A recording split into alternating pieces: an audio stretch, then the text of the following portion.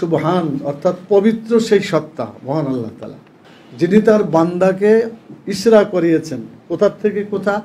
কাবাঘর থেকে একেবারে ইসরায়েলের যে বাইতুল মুকাদ্দাস যেখানে অবস্থিত সেখানে, এই জায়গাটুকু ইসরা করা হয়েছে। আবার ওখান থেকে আল্লাহ তাআলা রাসূল সাল্লাল্লাহু আলাইহি ওয়াসাল্লামকে সপ্তম আসমান থেকে তার উপরে আল্লাহ তাআলার সাথে সাক্ষাৎ করে তারপরে ফেরত পাঠিয়েছেন। এই দৃশ্যটা, এই টোটালটাই হচ্ছে মেরাজ এবং ইসরার ঘটনা। তো এখানে সূরা নজমে আর একটা আয়াত আছে, সেখানেও এটা যে আল্লাহ তাআলার নিদর্শন দেখানোর জন্য কথা, সে কথাটা আয়াতুল কুবরা বলা হয়েছে, বড় ঘটনায় এগুলা। এখন এখানে আমরা কি কি জিনিস আপনাদের সামনে আনতে পারি বা আল্লাহ তাআলা আনার জন্য বলেছেন, রাসূল সাল্লাল্লাহু আলাইহি ওয়াসাল্লাম আমাদেরকে করেছেন, সে কয়েকটি কথা আপনাদের সামনে বলার চেষ্টা করব ইনশাআল্লাহ। ওমা তৌফিক ইল্লা বিল্লাহ আলাইহি তাওয়াক্কালতু ওয়া ইলাইহি মুনীব। প্রথম কথা হচ্ছে আল্লাহ তাআলা পাঠিয়েছেন রাসূলকে দিন কায়েম করার জন্য। লিইয়ুযহিরাহু আলাদ দীনি কুল্লিহি, সমস্ত দিনের উপরে, জীবন বিধানের উপরে। মানুষের তৈরি যত মতবাদ আছে, পুঁজিবাদ, সমাজবাদ, ধর্মনিরপেক্ষতাবাদ, জাতীয়তাবাদ, মানে দুনিয়ার যত মতবাদ আছে মানব রচিত, সব মতবাদের উপরে আল্লাহ তাআলার দ্বীনকে, ইসলামকে বিজয়ী করার জন্য আল্লাহ তাআলা রাসূলকে পাঠিয়েছিলেন। এবং মেরাজ হচ্ছে সেই সন্ধিক্ষণ, যেই সন্ধিক্ষণে ইসলামী রাষ্ট্র কায়েম করার জন্য আল্লাহ তাআলা প্রস্তুতি নেওয়ার মতো এই সূরার ভিতরে কিছু শিক্ষা আমাদের জন্য রেখে দিয়েছেন। রাসূল সাল্লাল্লাহু আলাইহি ওয়াসাল্লাম সেই কাজগুলো করেছিলেন। এটা হিজরত করার আগের মুহূর্তে আল্লাহ তাআলা সূরাটি নাজিল করেন, আপনারা সকলেই জানেন। তো এখানে একটা ইসলামী রাষ্ট্র কায়েম করার জন্য প্রথমত এমন জনশক্তি দরকার যারা রাষ্ট্র পরিচালনা করবে এবং যারা সেই রাষ্ট্রের অধিবাসী হবে। তার প্রথমটা হচ্ছে তাওহীদ, রিসালাত এবং আখিরাত। এই তিনটি বিষয়ে বিস্তারিত আলোচনা করা হয়েছে মক্কি জীবনের সূরাগুলোতে। আর মাদানী জীবনে ইসলামী রাষ্ট্র প্রতিষ্ঠার জন্য মানুষের জীবনের যত আইন কানুন দরকার, বিধান দরকার, অর্থনীতি, রাজনীতি, সমাজনীতি, কালচার, যত কিছু আছে সব কিছু এই সূরাগুলোর মধ্যে আল্লাহ তাআলা নাযিল করেছে। বনী ইসরাইলের এই সূরাটির এক জায়গায় 14টি দফা, আমরা 14টা বিষয় আলোচনা হয়েছে। এই সব আলোচনা করার মূল বক্তব্য হচ্ছে একটা ইসলামী রাষ্ট্র পরিচালনা করার জন্য কি কি আইন বিধান হইতে পারে, যেগুলো মৌলিকভাবে সেই সমাজে চালু থাকলে, সেই রাষ্ট্রে চালু হলে সেই রাষ্ট্রটি মানুষের কল্যাণকর একটি রাষ্ট্রে পরিণত হতে পারে। মুহাম্মদুর রাসূলুল্লাহ সাল্লাল্লাহু আলাইহি ওয়াসাল্লাম বনী ইসরাইলে তিনি এই বিষয়গুলো পেলেন, আর হিজরত করে প্রথমেই গিয়ে 47 দফা সম্বলিত একটি ইসলামী সংবিধান রচনা করলেন, মদিনার ইসলামী রাষ্ট্র। এই রাষ্ট্রে যেই 47টি ধারা, যে সংবিধানের কথা আপনার কাছে বলতে চাই, সেটি হচ্ছে পৃথিবীর ইতিহাসে সর্বপ্রথম একটি সংবিধান।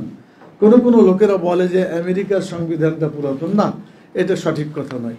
আসল কথা হচ্ছে মুহাম্মদুর রাসূলুল্লাহ সাল্লাল্লাহু আলাইহি ওয়াসাল্লামের যে ইসলামী রাষ্ট্র মদিনায় করেছিলেন, সেই রাষ্ট্রের যে সংবিধান পৃথিবীর ইতিহাসে, সেটাই প্রথম এবং সর্ব উৎকৃষ্ট একটা সংবিধান হিসাবে আজও আমাদের মাঝে আছে।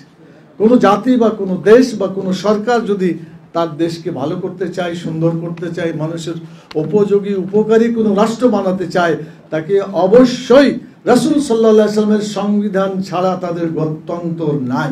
আজকে বাংলাদেশে আমরা ইসলামী রাষ্ট্র কায়েম করার কথা বাংলাদেশ জামাত ইসলামী আমরা বলছে, আরও অনেকে বলছেন। আমাদের 5ই আগস্টের আগে ছেলেরা কি করেছে? তারা একটি স্লোগান দিয়েছে, উই ওয়ান্ট জাস্টিস, আমরা জাস্টিস চাই, সুবিচার চাই। এটা মনে রাখা দরকার, আল্লাহ তাআলা সুবিচার কায়েম করবেন তার বিধান চালু হলেই।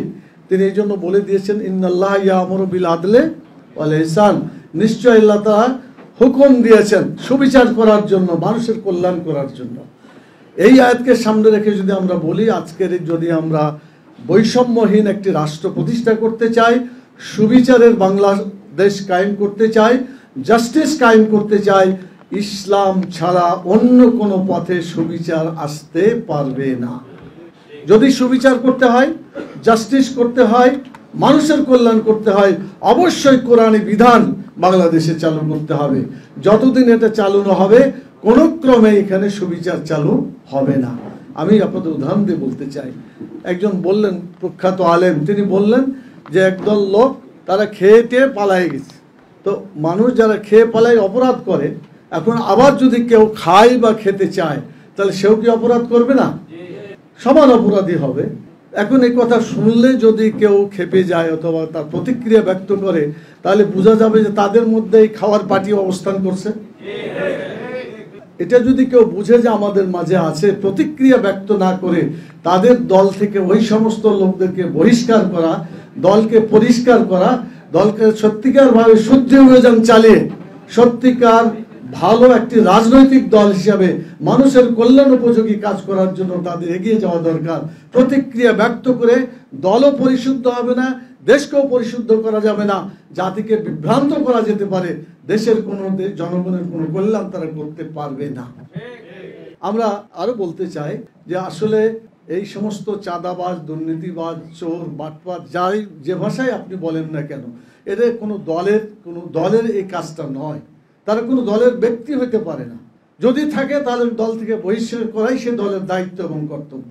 আমরা যত দুর্নীতিবাজ, যত এ ধরনের মানুষের ক্ষতিকারক কাজ করে, সমাজে চুরি করে ইত্যাদি বিভিন্নভাবে ক্ষতি করে, মানুষকে হত্যা করে, এই লোকগুলাকে সত্যিকার ভাবে সবাই যদি আমরা দল থেকে বের করে দিতে পারি, বাংলাদেশ একটি সুন্দর দেশে পরিণত হবে ইনশাআল্লাহ। আমি এটাই সকল দল, মত, জাতি, ধর্ম, বর্ণ সকলের দৃষ্টি আকর্ষণ করছি।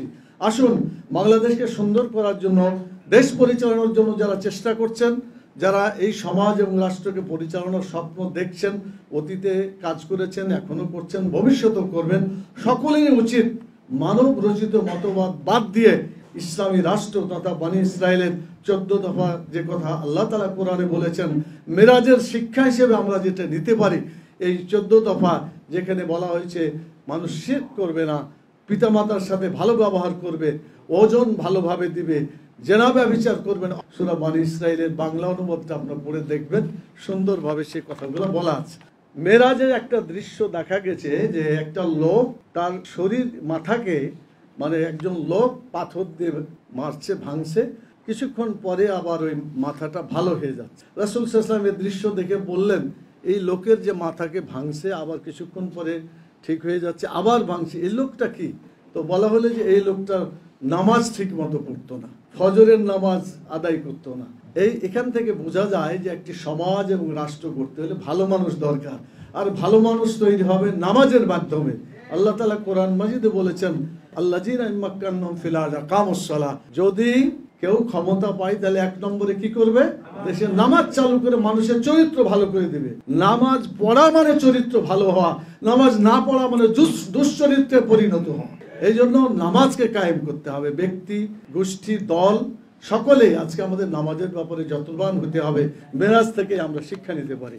এরপর আরেক জায়গায় দেখা গেল যে একটা লোকের আঙ্গুলের নখগুলা তামার মতো অনেক প্রখর, এটা দিয়ে তার গালে, তার বিভিন্ন জায়গায় হাঁচড়াচ্ছে, আঁচিড়ে ফেলার ফলে রক্তাক্ত হয়ে যাচ্ছে, আবার কিছুক্ষণ পরে দেখা যায় এটা ভালো হচ্ছে।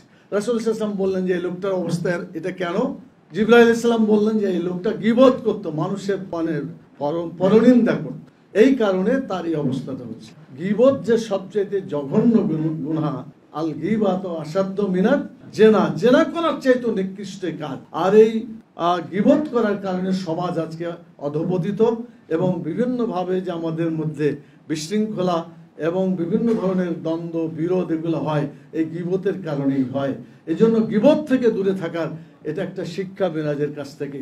জাতি যদি আজকে গীবত থেকে মুক্ত হতে পারত, 75% বিবাদ মিটে যেত, আর বাকি 25% আমরা বিভিন্নভাবে মিটাইতে পারতাম। গীবতের কারণে এগুলা মিথ্যা অভিযোগ, এসব কারণে আজকে সমাজ ক্ষতিগ্রস্ত হচ্ছে। এরপরে সুদের ব্যাপারে বলা যায় একটা রক্তের নদী, সেই রক্তের নদীতে দেখা গেল যে একজন লোক সাঁতার কাটছে, আবার কিনারে যখন আসছে তখন তাকে পাথর দিয়ে আঘাত করা হচ্ছে যাতে আবার সেই রক্তের নদীতে হাবুডুবু খায়। পরে জিজ্ঞেস করা হলো লোকটাকে, তো বলা হলো যে এই লোকটা হচ্ছে সুদখোর, সুদ খাওয়ার কারণে তাকে এই শাস্তি দেওয়া হচ্ছে। এখান থেকে শিখতে হবে যে সুদের কারণে গোটা সমাজ এবং রাষ্ট্র ক্ষতিগ্রস্ত হয়। আমরা জানি যে সুদ থাকলে ধনী আরো ধনী হয়, গরিব আরো গরিব হয়। এই সুদের কারণে একটা সমাজ ক্ষতবিক্ষত হয়, বৈষম্য তাদের, যে আমরা বৈষম্যহীন বাংলাদেশ করছি। সুদ যতদিন বাংলাদেশে থাকবে বৈষম্যহীন সমাজ জীবনেও হতে পারবে না। এজন্য সুদকে বিদায় করতে হবে আমাদেরকে। চুরি এবং ব্যভিচারের ব্যাপারে অনেক কথা আছে, তো সেখানে আমি বলবো আমাদের দেশে চুরির গল্প অনেক আছে, আপনারা জানেন। ব্যভিচারের কথা বলছি, সেঞ্চুরি মানে জেনা ব্যভিচার করে সেঞ্চুরি করেছে এর ইতিহাস নাই? পতিত স্বৈরাচার সব কাজগুলো করে গেছে, এবং চুরিয়া তো করেছে কল্পনা করা যায় না। আজকে পত্রিকায় দুটা খবর, একটা খবর দেখা গেল যে একটা কম্বল 200 টাকার কম্বল তারা দেখাইছে 2400 টাকা। কয় গুণ বেশি হলো? 12 গুণ বেশি। দেখুন, আর বালিশের কথা তো আপনারা জানেন বোধহয়। তো এইভাবে আমরা দেখতে পাচ্ছি যে পতিত স্বৈরাচার যেভাবে অন্যায় জুলুম অত্যাচার নির্যাতন করেছে, আল্লাহ তাআলা তার শেষ পর্যন্ত ফয়সালা এটা করেছে যে তারা এদেশ থেকে পালাতে বাধ্য হয়েছে। আল্লাহ তাআলা তাদেরকে এখান থেকে বিদায় করে দিয়েছেন। আমি বিশ্বাস করি কোরআনের আইন যদি আমাদের বাংলাদেশে আসে, বাংলাদেশের যত জালেম আছে সব জালেম পালাতে বাধ্য হবে ইনশাআল্লাহ। জুলুমের হাত থেকে আমরা রক্ষা পাবো ইনশাআল্লাহ। এই জন্য আসুন, মেরাজের শিক্ষা, আল কোরআনের আইন চালু করতে হবে। আল কোরআনের আইন চালু হলেই মানুষ কল্যাণ লাভ করতে পারবে। চুরি থেকে, জেনা থেকে, ব্যভিচার থেকে জাতিকে মুক্ত করতে হলে, বৈষম্যহীন সমাজ গড়তে হলে কোরআনের বিধান ছাড়া অন্য কোনো উপায় আমাদের সামনে নাই। মেরাজের শিক্ষা এটাই আমাদেরকে দিয়ে যাচ্ছে। আমরা রাসূল সাল্লাল্লাহু আলাইহি ওয়াসাল্লামের মতো কোরআন এবং সুন্নাহ অনুযায়ী একটি ইসলামী রাষ্ট্র, একটি জনকল্যাণমূলক রাষ্ট্র বাংলাদেশকে করতে চাই। এই বাংলাদেশকে করার জন্য আপনারা কি তৈরি আছেন ইনশাআল্লাহ? অতীতের চাইতে অনেক বেশি ত্যাগ স্বীকার করে হলেও এই সুযোগে বাংলাদেশকে একটি ইসলামী রাষ্ট্র প্রতিষ্ঠার জন্য আমাদের চূড়ান্ত সংগ্রাম চালিয়ে যেতে হবে। আমরা হয় বিজয়ী হব, না হয় শহীদ হব। বাংলাদেশকে ইসলামী রাষ্ট্র করবই করবো ইনশাআল্লাহ। এই শপথ এবং এই সিদ্ধান্ত মেরাজের শিক্ষা হোক আমাদের জীবনে। এ কথা বলে আপনাদেরকে অসংখ্য ধন্যবাদ জানিয়ে, মহানগরীকে সংগঠন আমাকে কথা বলার সুযোগ করে দিয়ে তাদেরকেও ধন্যবাদ জানিয়ে আমার কথা এখানে শেষ করছি। সুবহানাকা আল্লাহুম্মা ওয়া বিহামদিকা আশহাদু আল্লা ইলাহা ইল্লা আনতা আস্তাগফিরুকা ওয়া আতুবু ইলাইকা। আসসালামু আলাইকুম ওয়া রাহমাতুল্লাহি ওয়া বারাকাতুহু।